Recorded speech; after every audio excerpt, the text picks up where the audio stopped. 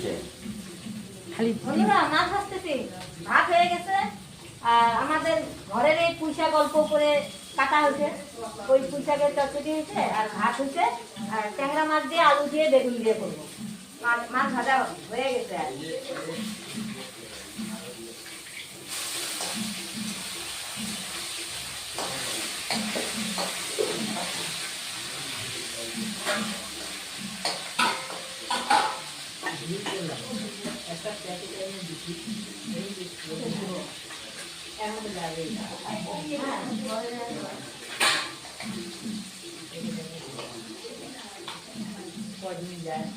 হ্যাঁ এবার আমি দিলাম না 4 দিনের করতে